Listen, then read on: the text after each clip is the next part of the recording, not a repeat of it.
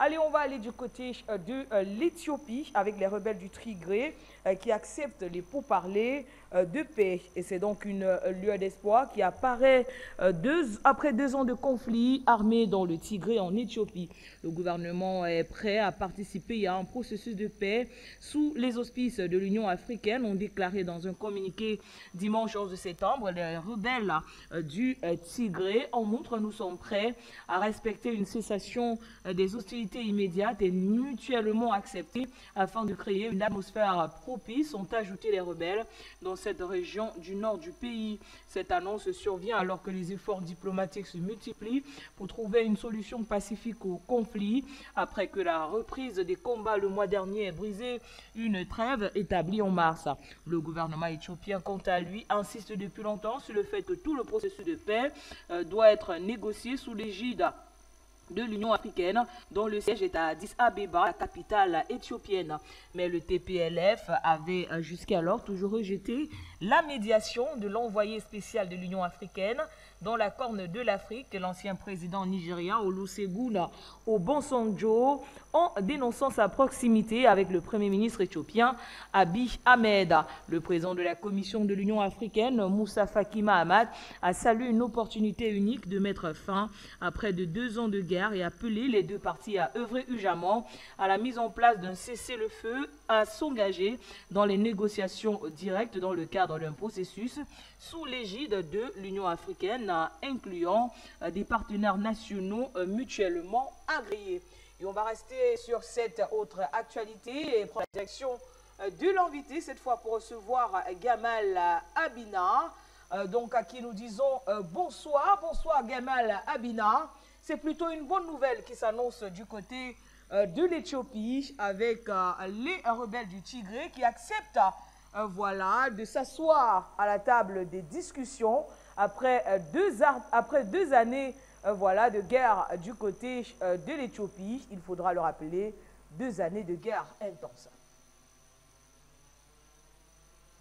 Ils acceptent de se mettre à la table des négociations, non pas parce qu'ils ont un grand cœur. Il ne faut jamais oublier qui sont les gens du Tigré, hein, les anciens qui tenaient le pouvoir, les soutiens de l'ancien président éthiopien pro-américain. Et aujourd'hui, effectivement, et face au Premier ministre pro-américain, plutôt, je dis des bêtises, face à Abiy Ahmed, ils ont au départ effectivement remporté une victoire assez forte dès le départ dans la région. Ils ont réussi à mettre en échec effectivement les troupes gouvernementales, qui est un gouvernement fédéral. Il ne faut pas oublier que l'Éthiopie est constituée depuis 1994 de 9 États fédérés, dont le Tigré, qui était, avec Meles Zenawi, le détenteur du pouvoir exclusif. C'était essentiellement des militaires. Et donc, ils ont perdu ce pouvoir à la faveur d'une élection qui a été remportée par le Premier ministre Abiy Ahmed. Et il se trouve que ce Premier ministre a obtenu la paix entre l'Éthiopie, évidemment, et l'Érythrée. Une guerre qui a duré très longtemps aussi, qui a été faite par un coup sur coup en 2 reprises.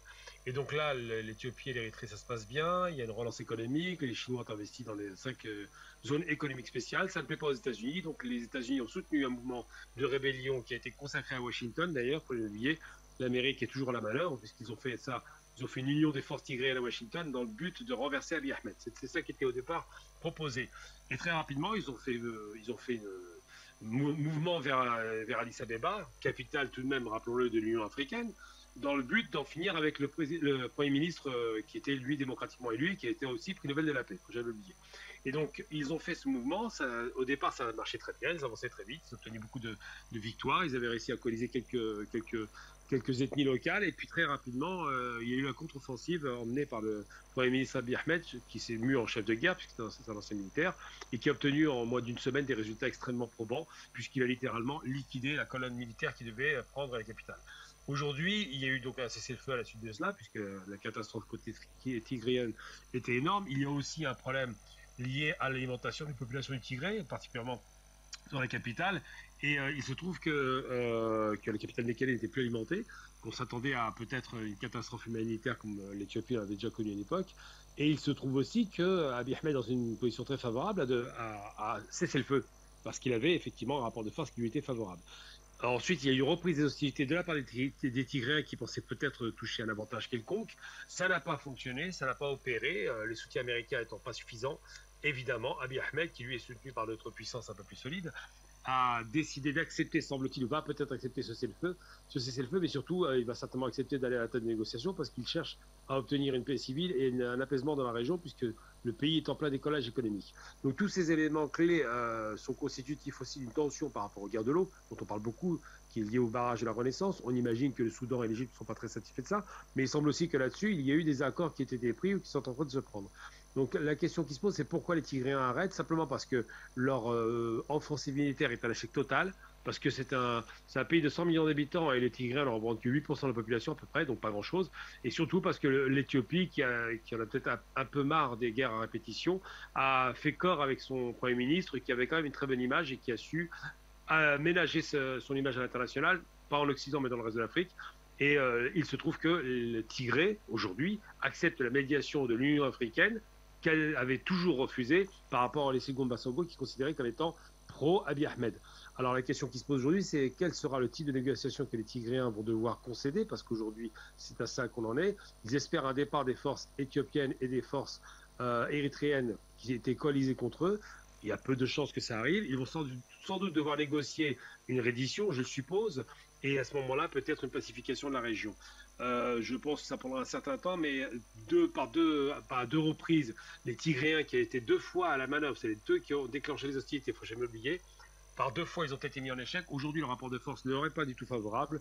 Ils sont donc obligés de composer et, à la grande satisfaction de Antonio Guterres, qui semble-t-il se satisfait de la situation, au désarroi des Américains, qui les avaient soutenus de façon très sérieuse en vérité, puisqu'ils avaient même organisé une opposition politique qui était destinée à renverser le Premier ministre Abiy Ahmed.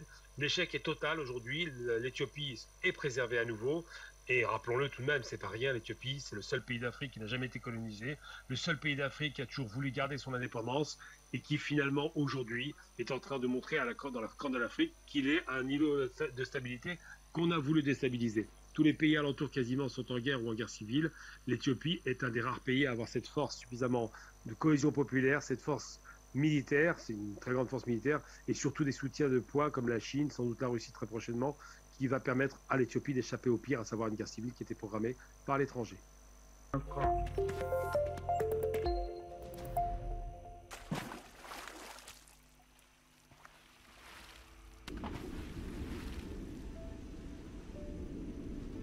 Afrique Média.